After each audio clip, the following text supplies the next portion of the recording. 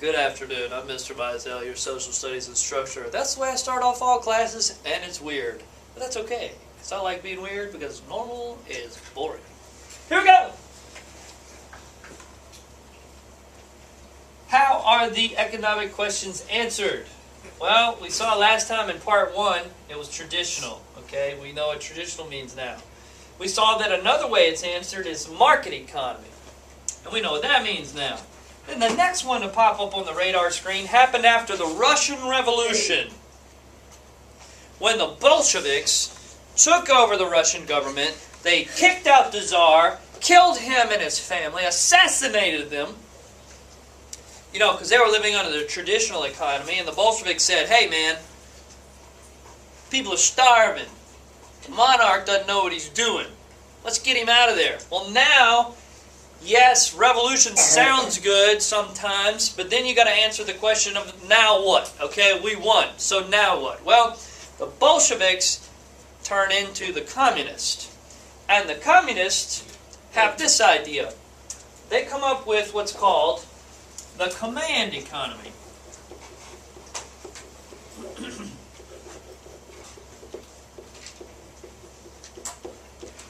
And the command economy says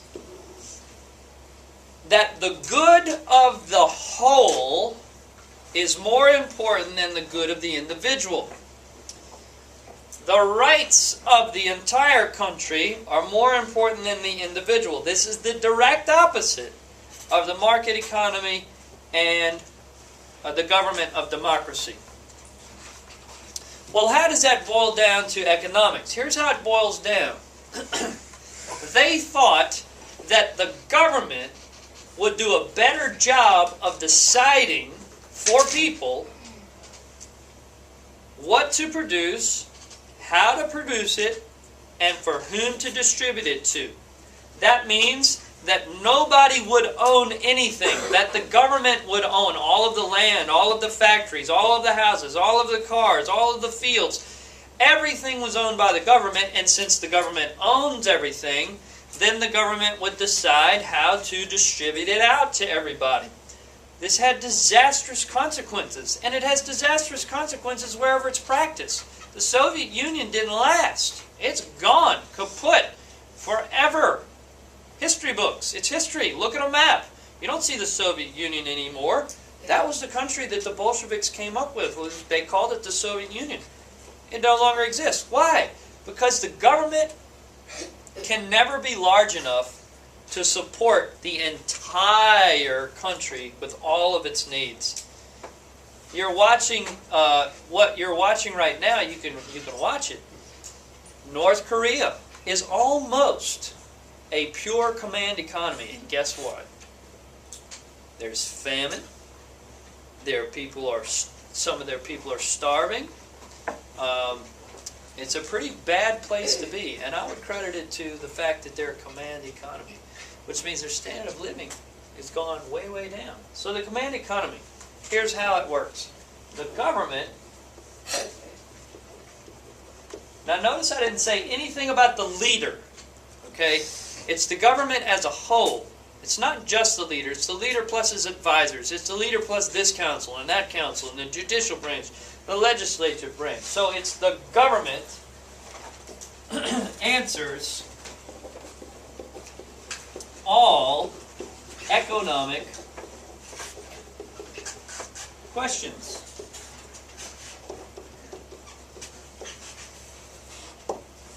The government will answer the question for you, what to produce. They will tell you where to work and how long to work and what to make when you're there and how much you're going to get paid and how much you're going to eat that day. And it sounds good on paper, but it never quite works out. Think about it like this. Let's say I want to eat a steak today. I love steak. Let's just pretend that I want to eat a steak today, and so I'm living in a command economy, and I go into the store, the government-owned store, remember, and the government has decided that all anybody ever needs are potatoes, because potatoes are nutritious and delicious. That's what they've decided, nutritious and delicious. And so all they've got on the shelves are potatoes. So you go into the store and you say, I would like a steak. And they say, we don't have steak, we have potatoes. how about a nice big potato? And you say, but I don't want a potato, I want a steak, I want to sink my teeth into some meat today. And they say, well, the government has decided that all we're going to sell today is potatoes. But I don't want a potato, I want a steak. And they say, well, I'm sorry. And you say, well, I'm taking my business elsewhere. And as you're leaving, the store person says, well, you can go anywhere in this country, but everywhere in this country is going to have the same thing, potatoes. Why? Because the government decided what to produce and how to produce it and who to distribute it to. It sounds good on paper because they guarantee that everybody's going to have a job, everybody's going to have something to eat, everybody's going to have a place to live, but they don't tell you how they're going to decide those questions. And so, yeah. So the government answers all the economic questions, and since you know what the economic questions are, you know how that works out. Now, this brings us to the fourth kind of economy. It's called the mixed economy.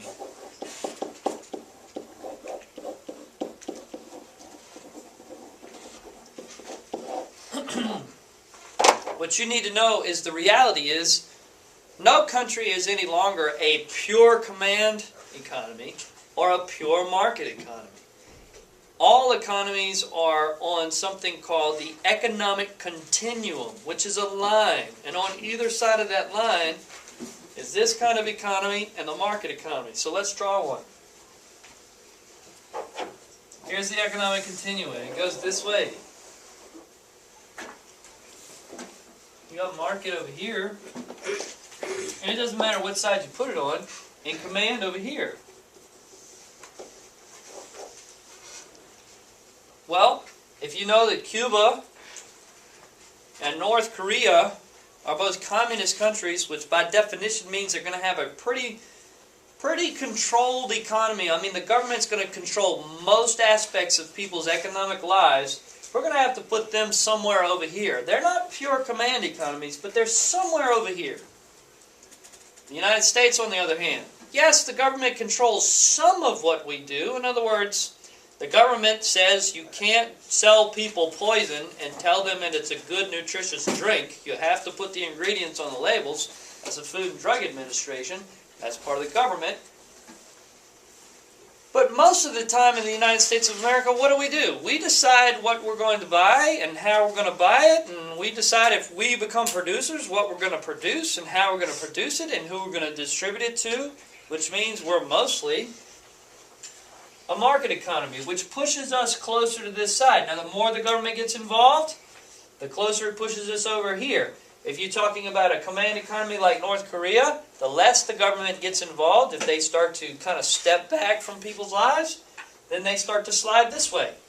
So each economy is really fluid, and you have to really read the information that you're given about that economy to try to figure out how much is the government involved in the economy. If the government is involved a lot in the economy and making decisions for people, then it's somewhere over here.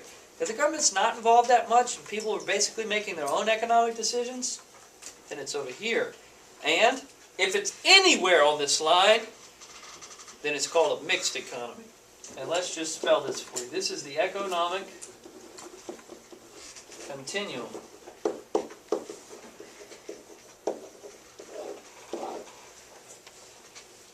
And it's a pretty big deal in 6th and 7th grade social studies because, like I said, all countries will fall somewhere on that line. Now, we've made a huge line in our classroom, and I'm about to show it to you. Would somebody please hit the lights?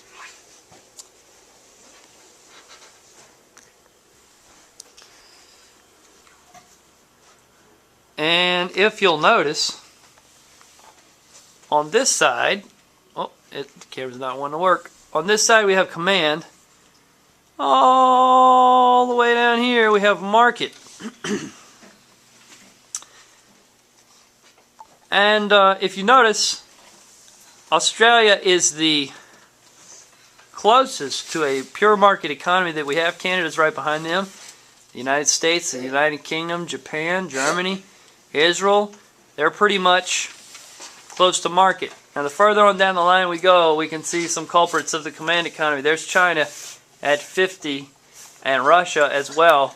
We've got Iran. There's Cuba at 28. And coming up, our last runner-up is Ooh, North Korea with an economic freedom score of 1.2. That's pretty horrible.